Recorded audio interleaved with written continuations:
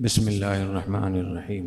مولانا عبدالودود صاحب نے مجھے جو حالات بتائے قاری صاحب کے، قاری محمد فاروق سردار صاحب، میں سمجھتا ہوں کہ ایسی شخصیات جب دنیا میں ہوں تو بھی ان کی قدر کرنی چاہیے، اور جب دنیا سے رخصت ہو جائیں تو بھی ان کی قدر کرنی چاہیے۔ اور ایسے حضرات کے لیے تعزیت کا تو 3 ہی دن ہوتے ہیں، لیکن ان کی خدمات کا ذکر کرنا، ان کا تعارف کرنا، ان کی صدقہ جاریہ کو آگے چلانا، اس کے لیے ہمیشہ اس کا اہتمام کرنا چاہیے۔ تو میرے لیے بہت خوشی اور اعزاز کی بات ہے کہ مولانا عبدالودود صاحب کی سسرال میں مجھے آنے کا موقع ملا۔ مولانا عبدالودود صاحب بھی قاری صاحب کا صدقہ جاریہ ہیں، ماشاءاللہ بہت کام کر رہے ہیں جامعۃ الرشید میں، JTR میڈیا ہاؤس میں، بہت بڑے بڑے محاذ ماشاءاللہ انہوں نے سنبھالے ہوئے ہیں۔ تو مجھے مولانا عبدالودود صاحب نے قاری صاحب مرحوم کے بارے میں بتایا کہ 30 سال کی عمر میں انہوں نے قرآن حفظ کیا اور قرأت پڑھی۔ تو یہ بڑی نعمت ہوتی ہے، بڑی اللہ تعالیٰ کی طرف سے توفیق ہوتی ہے کہ بڑی عمر میں اتنی بڑی علمی کاوش، حفظ قرآن اور پھر قرأت اور روایات، اللہ تعالیٰ ان کے درجات بلند فرمائے۔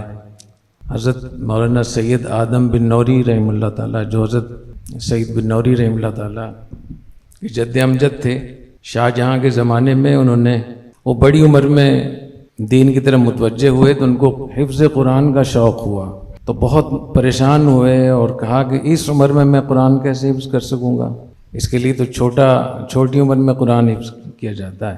تو انہوں نے اللہ تعالیٰ سے دعا مانگی کہ یا اللہ میری عمر زیادہ ہو گئی ہے، میں قرآن حفظ نہیں کر سکتا، آپ تو اس پہ قادر ہیں کہ میرے دل میں پورا قرآن آپ ڈال دیں۔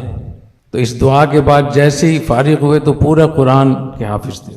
اللہ تعالیٰ نے پورا قرآن کا ایک لمحے میں ان کو پورے قرآن کا حافظ بنا، اور پھر اللہ نے اتنا بڑا رتبہ عطا فرمایا کہ جب وہ پشاور سے لاہور آ رہے تھے تو ان کے ساتھ 10,000 علماء اور مشائخ کا مجمع تھا، جو سفر میں ہم رکاب تھا ان کے ساتھ۔ جب لاہور آئے تو اس زمانے میں قوت بازو افراد کے ساتھ ہوتی تھی، تو شاہ جہاں کو ان کے وزیر اعظم اسد اللہ خان نے یہ بتایا کہ اتنی بڑی تعداد، اتنے بڑے لوگ ان کے پاس ہیں، اگر یہ کچھ دن مزید رہ گئے تو ساری جو رعایا ہے وہ انہی کے ہاتھ میں بیعت ہو جائے گی، تو آپ فارغ ہو جائیں گے۔ تو انہوں نے اسد اللہ، جو خود بھی عالم تھے وہ، اور ان کے ہاتھ انہوں نے ہدیہ بھیجا کہ بادشاہ سلامت نے آپ کی خدمت میں یہ تحفے، تحائف اور ہدایہ دیے۔ تو ہمارے اکابر دونوں قسم کے ان کے حضرات ہیں، جو ہدایہ قبول کرتے تھے وہ بھی گزرے ہیں، اور جو نہیں کرتے تھے وہ بھی گزرے ہیں۔ تو حضرت نے وہ ہدایہ قبول کر لیے۔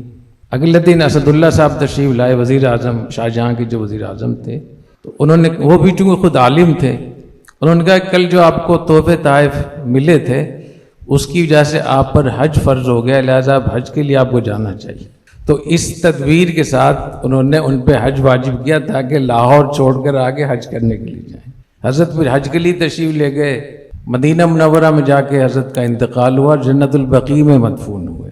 تو یہ ہمارے اکابر ہیں جن کا ہم نام لیتے ہیں۔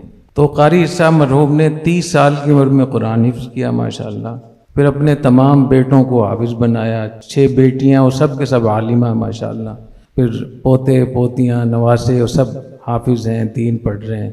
تو اتنا بڑا صدقہ جاریہ ماشاءاللہ وہ چھوڑ کر گئے ہیں کہ تبلیغی جماعت سے جو ان کا تعلق تھا وہ تو مجھے بھی معلوم ہے کہ بہت گہرا تعلق تھا۔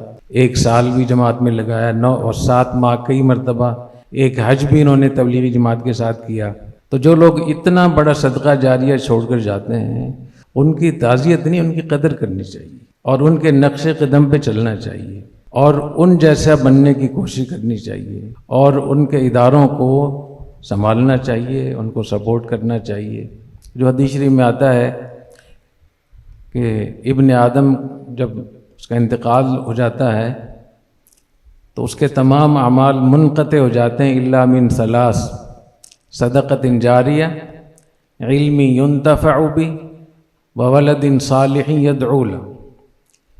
کہ صدقہ جاریہ چھوڑ کے جائے تو مسلسل اس کا میٹر اجر ثواب کا چلتا رہتا ہے، یا علم چھوڑ کر جائے جس سے لوگ فائدہ اٹھائیں، اس کا اجر بھی مسلسل اس کے نامہ اعمال میں لکھا جاتا ہے۔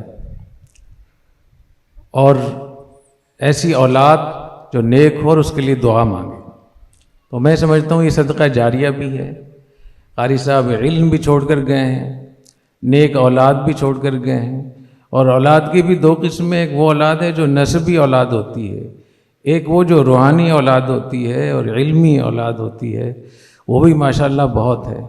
تو میں قاری صاحب مرحوم کے اہل خانہ کے ساتھ تعزیت بھی کرتا ہوں، ساتھ میں بتاتا ہوں آپ لوگ بہت خوش نصیب ہیں کہ اللہ نے آپ کو اتنے عظیم والد عطا فرمائے اور اتنی بہترین زندگی اللہ نے ان کو عطا فرمائی، جو آپ کے لیے ایک لائحہ عمل بھی ہے، رول ماڈل بھی ہے، اسوہ بھی ہے آپ کے لیے۔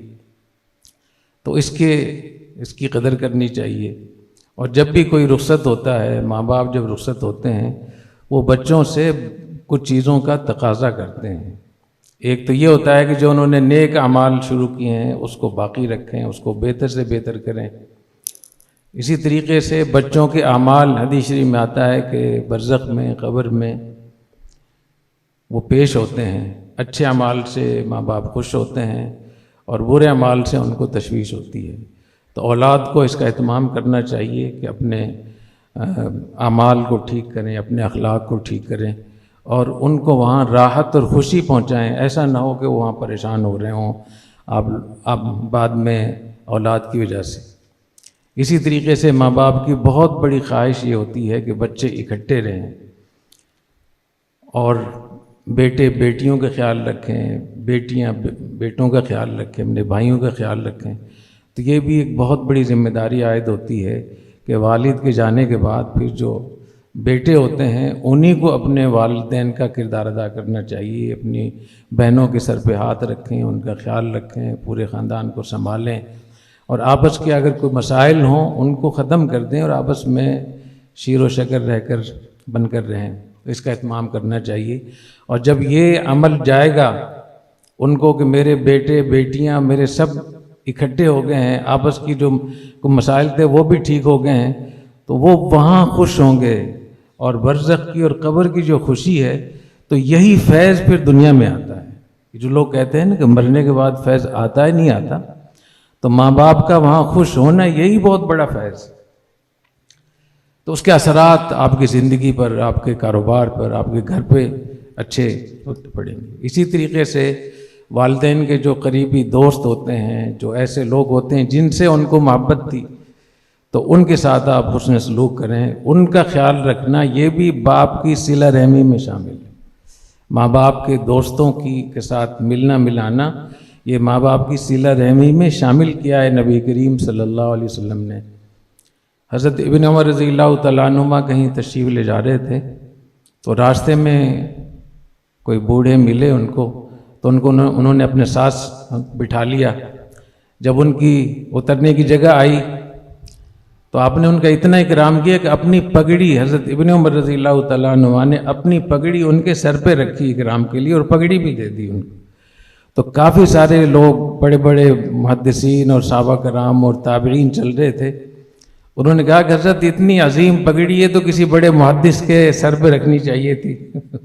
فرمایا کہ یہ بوڑھے میاں میرے والد کے دوست تھے، تو والد کے دوست کا اکرام کرنا یہ والد کا اکرام ہے، تو اس کا بھی ہمیں خیال رکھنا چاہیے۔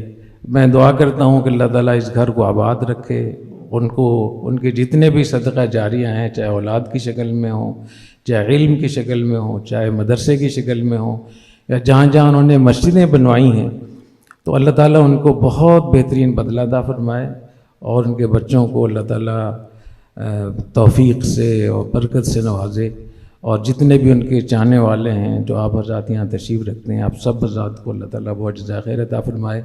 میں ایک دفعہ پھر مولانا عبدالودود صاحب کا اور ان کے گھر والوں کا بہت شکریہ ادا کرتا ہوں کہ مجھے ایک عظیم عمل میں اور اس میں مجھے حصہ لینے کا موقع انہوں نے دیا۔